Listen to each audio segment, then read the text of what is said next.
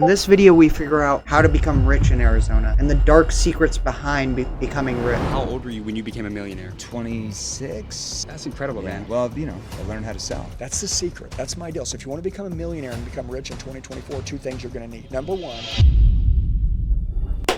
We need this. Arizona is one of the wealthiest cities in the entire United States. And today, I'm going to be going all This is, I'm here every single day, chat.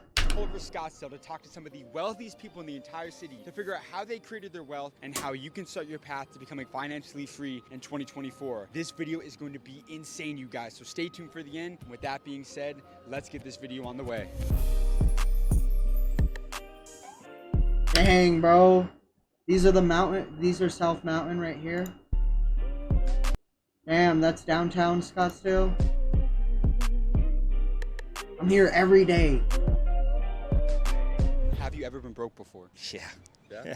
Yeah, of course. Many times. There was one point, listen, for every new level, there's a new devil. There's been many times, even when I was really doing well, making tens of millions of dollars, I was very cash poor. This is the big misconception in entrepreneurship, is that like, I made $10 million, I'm balling. No, I'm not. I got bills, like big bills. And there was one point where I had a $550,000 Amex bill due the next day. I had payroll due the next day. That was probably like 200-something thousand dollars. And I had like 300 grand in my account. And I'm in my underwear in a 9,000 square foot house on the water by myself at 3 in the morning crying in my theater room. Like, just picture this moment. Like, I'm just a mess. I'm sobbing, snot bubbles, and I'm panicking because I'm like, what am I going to do? What would you do? And then I went back to something my mentor told me very early on, and he said, listen, Cody, sales cures everything. You can hire all the best. You can figure everything out. Sell your way out. This is why sales, persuasion, influence, mastering the art of copywriting. If you can sell well, you can sell your way out of any challenge. And that's what I did. I pulled up my bootstraps. Winners have a bounce back spirit, and I just said, you know what, I'm gonna get up tomorrow, I'm gonna rally the team, we're gonna fight like hell, we're gonna come up with a new offer, we're gonna launch it in one day, I'm gonna call the credit card company and beg for some time, and I'm gonna get at it. And within about a week and a half, we sold about $800,000 worth of new product, and I paid her. Damn, chat. Out of that hole. You're also a business owner. Oh man, I own a lot of businesses. How many businesses do you own? I have about 4 businesses right now that are doing 8 figures. What is the blueprint to becoming a multimillionaire like yourself in today's world? Yeah, get into real estate. Write this down. If you've never thought about doing it, you're just stuck. Chat, we gotta write this down. Write this down. Get your notepad. Write it down. Just look it up, start researching that, because that's a great business to be in. Wealthy people own a lot. It'd be like you owning the CVS building that CVS pharmacy or Walgreens or something is in, or a doctor's office is in. Those high credit rating tenants, the bigger the deal, the easier it is to do. This is The bigger the deal, the easier.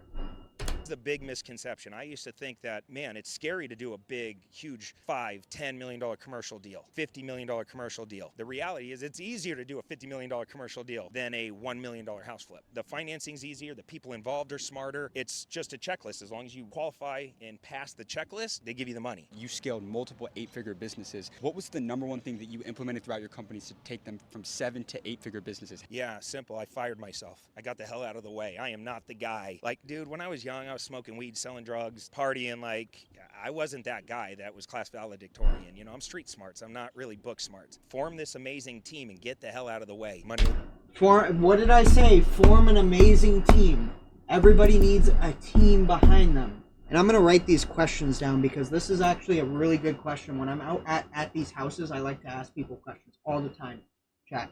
All the time. I'm going to be like, we're going to write at the bottom here. Questions. I'm going to geek out about this. One lesson about business that they don't teach you in school. That's a good question. I'm writing that down. Teaching somebody that they will not learn in school. It's not going to happen on your time frame. It's much more difficult than you think. And if you're a mental pussy, it's not for you. Phenomenal fucking interview, bro. That was absolutely amazing. All right, you guys, we are at a compound out here in Scottsdale, Arizona, and we're about to interview a 9-figure blue-collar entrepreneur. He runs one of the largest home service-based businesses in the entire country. We're going to ask him how he was able to build this empire out here. Chat, and I'm going to mention this again because I met with the guy that owns his real estate license in every single state in the U.S. His real estate license owns it and is the only person to have that. Only person. Scottsdale and his secret to creating wealth. Let's go see what he has to His say. nerves. What industry did you decide to pursue a career in? You've heard of Michelin restaurants? Yes, sir. I'm actually a dishwasher. No, I'm kidding. I have a garage door company called A1 Garage Door Service. So blue collar, home service industry. Best decision I've ever made. And how long have you been in the business for? 2 decades. Good things come to those who wait. At your company, how much money are you going to make this year? We'll do 240 million this year. You know, we're over 20% on the bottom line. So remember this, revenue is for vanity, profit is for sanity. That's a good thing to write down right there. Profit is for sanity. Revenue, what is that one more time? Revenue is for vanity. Profit is for sanity. Write that down. Is for sanity. We run a lot of efficiency, and because we buy so many garage doors and parts, you'll go pay this if you're a normal company, we pay this. What was the #1 book that changed your life? The story goes like this. 2008, I had a CPA that only worked with 10 clients. He did me a favor by even meeting with me. He goes, "Are you a reader?" I go, "Well, I read To Kill a Mockingbird and then A Lord of the Flies." And he's like, "Yeah, that was in high school, dude." He's like, "Here's the book you should read." And we hear this book a lot, The E-Myth Revisited. Yo! Okay, this book right here has some good stuff right in it. All right, I will say this. I'm gonna spoil the book for you guys. I'm gonna spoil this book for you guys because, dude, I'm geeking out about this.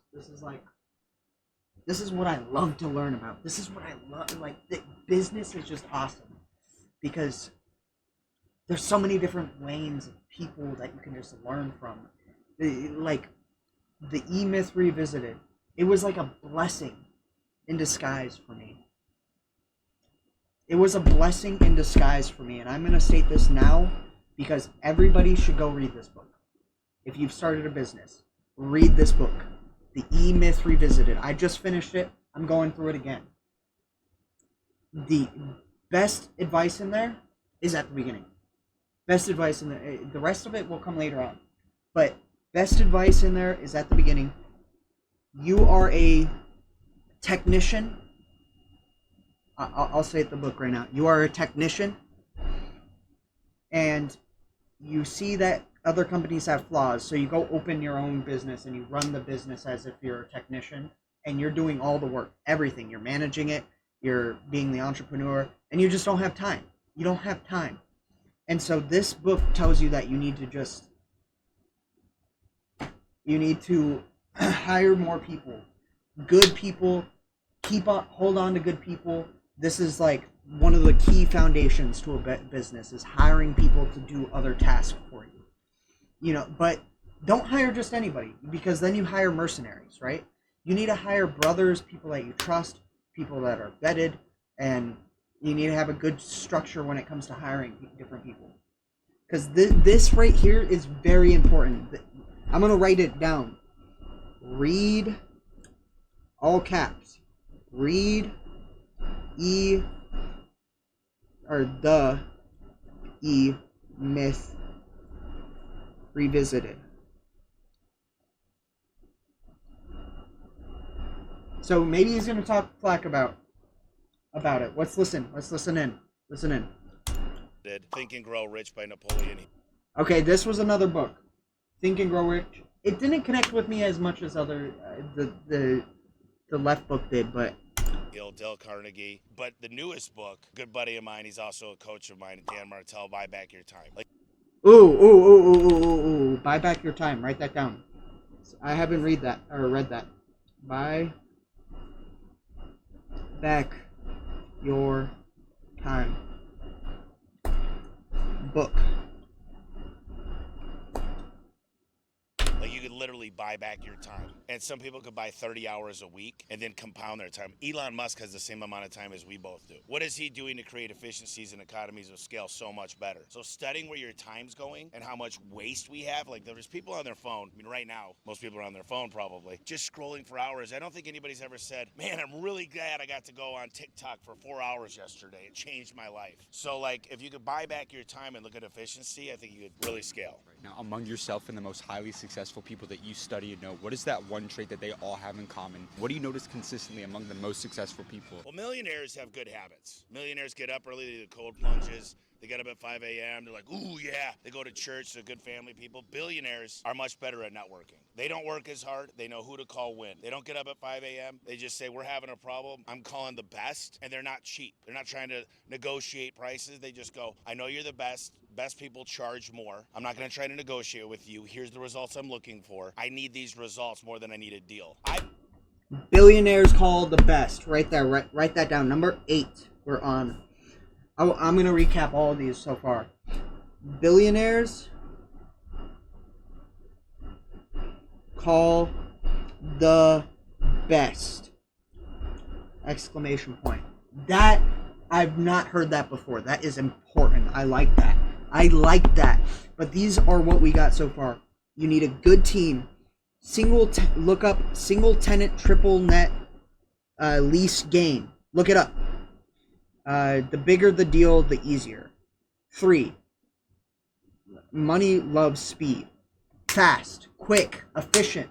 This is what we need in today. When you're speed, you're quick, you're fast. Money loves it. A lot of people don't realize that. And a lot of rich people talk about being speed and quick and talking. That's what money loves. For money won't happen in your money won't happen on your time frame. It just won't. 5. Revenue is for vanity. Revenue is for vanity. Profit is for sanity. That's really good. Read the E-Myth Revisited. Buy the book, or buy back your time book. 8. Billionaires call the best. I buy exactly how I want to be bought from. What was the deepest life quote that you've ever heard? I love this quote. You guys have probably heard it, but the magic you're looking for is in the work you're avoiding. And I truly believe, like, people are like, man, I want a six-pack. 3 things. 3 things that I see great people versus depressed people. Focus on what you have versus what you don't have. So many people Focus what you have versus what you don't have. Okay. people focus on what they don't have. You know, you move your fingers, you wake up, you have energy. That's more than most people. Number 2, focus on today and the future versus the past. Number 2, we'll put this as 10. I'm really, chat, you don't understand how passionate I am about this, because this is what I like to do. I like to interview these people. I wish that if I could go on a YouTube stream and, talk to these people, that would be W content. If I could somehow do this, I would love to do this. Who else does he interview? Because I'm curious if it's anybody that I've seen. Okay, it's just bigger people.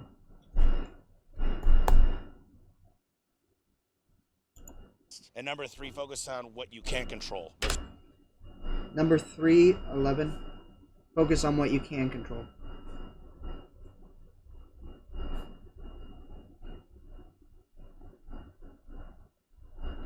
What you can't control. You can't control Israel and Ukraine. You cannot. That is so true. I love that. I love that. Didn't we state that earlier in the stream? People can't control it. So when you're out there protesting,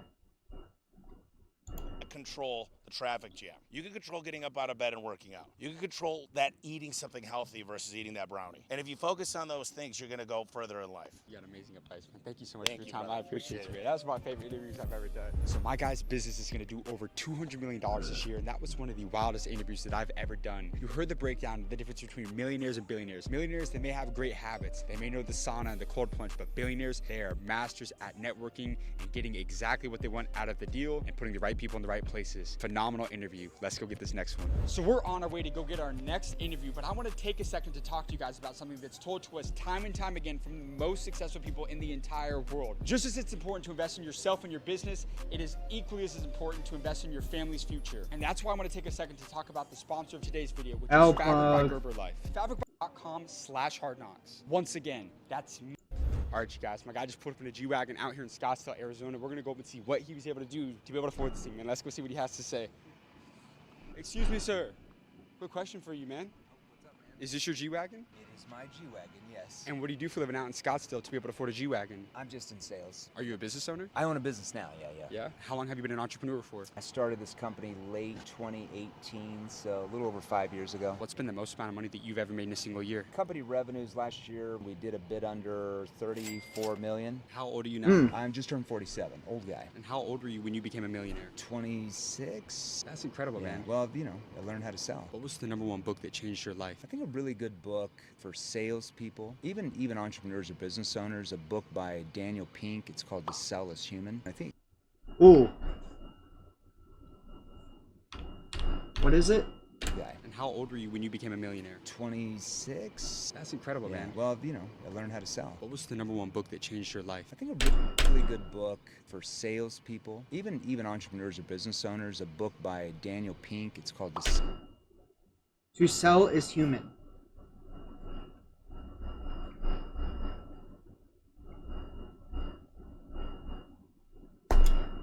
Human. I think it came out about 12, 14 years ago, and it's really talks about how buying behaviors and consumers have radically changed, and it just opens your eyes up to get you to kind of like realize that there's a lot of sales myths out there. You always hear like people buy from people they like. Well, that comes from Dale Carnegie's book in 1936, and it's a great book, but we're in 2024, not 1936. Consumers are much different. Buying behaviors are way different. They didn't have the internet. They didn't have social media, right? I would say that people don't really buy from people they like. They buy from people or companies they trust can get them the best result. It doesn't necessarily mean they like you, but they trust you that you can get them the best result, right? You love grandma, but you're not necessarily buying from Write that down.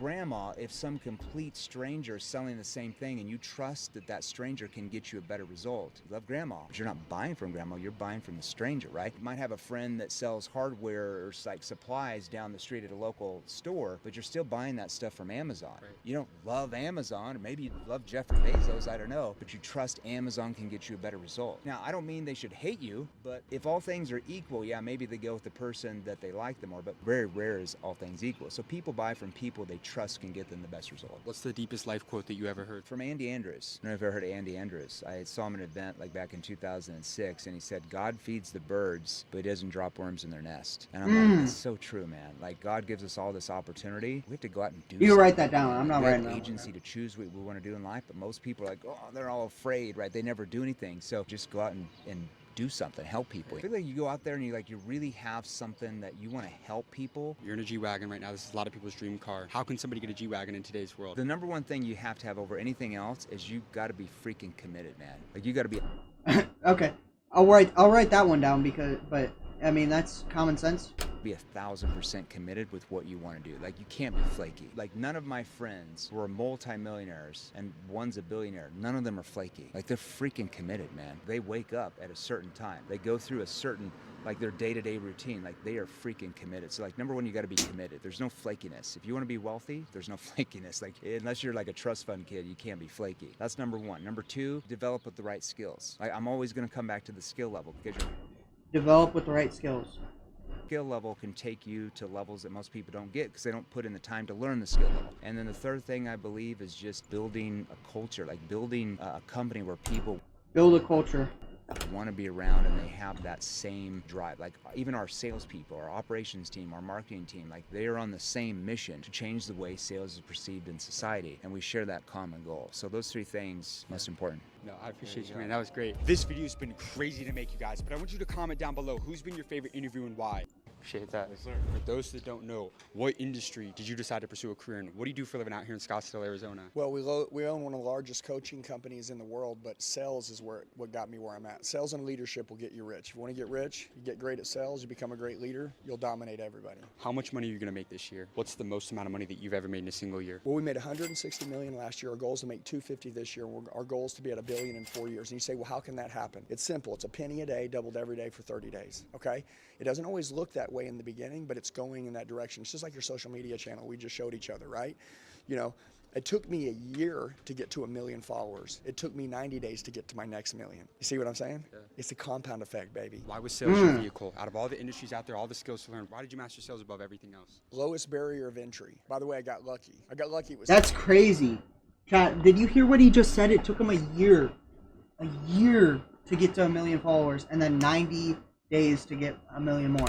But anybody right now, people go to become a doctor, they spend 7 years, right, in school, pay back 250 grand in student loan debt, then spend 3 more years in residency, making 60,000 a year after 10 years to hopefully self-incorporate, open a practice, make 500 grand a year. Literally, you can get in sales and you can make 500 grand in year one. By the way, what does it cost to get in sales? 0. So a guy like me at 18 years old, made bad grades, straight D's in school. Dad told me get a job, stay out of jail. The barrier of entry to sell was 0. Made 125 grand my first year, 225 my second year, third year I was 20 years old, made 500 grand. Anyone, and I mean anyone, 95% of the population's lost. They can get in sales and they can become a multimillionaire in the next 5 years. A lot of people, they see the multi-million-dollar house, they see the empire that you built, but they don't realize, like, do you come from money? Absolutely not. By the way, anybody watching this right now, broken people are the most dangerous. If you're broke, it means this. It's called bounceology. I take a tennis ball, right? And I freaking slam it on the ground. From here to the ground is only this distance. But so once it hits the ground, it just fires back up super high. So if you're broke and you're lost, it's like rock bottom. I was rock bottom for 18 years. And at 19, when I found sales, they say when the pain overrides the fear of change, people change. People that are comfortable don't have a high level of pain, so their change is never really big. Broke people, a lot of them, when you're sick and tired of being sick and tired, and you're like, dude, I ain't gonna be broke no more. I'm not gonna be a loser no more. This isn't gonna be my bloodline anymore. Those people that are watching this, which are really the masses, the people that you reach, those people are dangerous. And by the way, without a test, there's no testimony. Do you wanna see some guy and go follow him who came up this much, or do you wanna find a guy that came up this much? That's my dude. What is your secret to sales? You've closed massive multi-million-dollar deals consistently throughout your entire life. What is Andy Elliott's secret to sales? I care more about my clients than they care about themselves. That's it. Whoever cares most about the client wins. Whether the client cares about themselves. You heard that? That's a good one. Write that one down.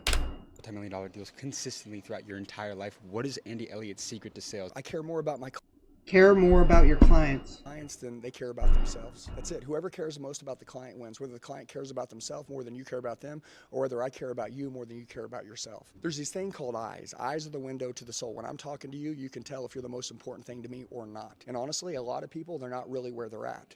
So we're here together right now. I've got a million other things going on in my life. I'm not thinking about one of them. I'm thinking about you. People don't do that anymore. They're not really where they are. So you got to be where your feet are. And then also you got to understand this, okay? The secret in sales is that when I learned that sales was my way out and it was going to make me rich if I was great at it, they say if you treat something like it's the beginning, there'll never be an end. Dude, every time I sell, I'm so freaking jacked up. It's like I just chew Viagra for sales.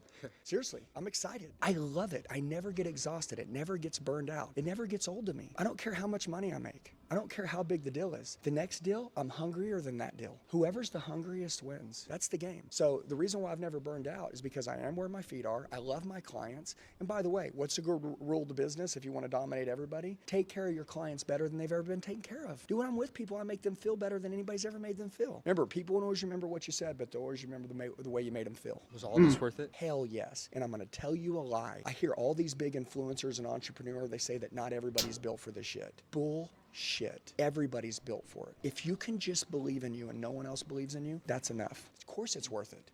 Dude, listen, you're going to die. You're going to die one day. Do you want to be remembered? Do you want to change anyone's life along the way? Do you want to do anything that makes you feel good in your heart? You want to have the art of achievement and the art of fulfillment? Go psycho. There's something that I say that scares the shit out of people. And I say, hey, James, have you ever thought about the unlived life? This is the one that you were supposed to live. This is the one when God made you, he wanted you to live this life, but you never had the courage to do it. Is it worth it? Is it worth it to get to the unlived life? Yeah. Bet your ass it is. Yeah. Either get there or die trying, but damn sure don't be average. That is exactly the... Never become civilized. I love it. That was phenomenal, man. Thank you so much, man, for letting us come out here. That was amazing. My guy Andy just dropped so much game for everybody watching this video right now, but I want you to like and subscribe for amazing content we have coming very, very soon. And I've got a... Damn, that was a W video. Shout out to the School of Hard Knocks, bro. That's a good place to end this stream because, chat, this will not only I'm like stoked about this, but we need to get to work, chat.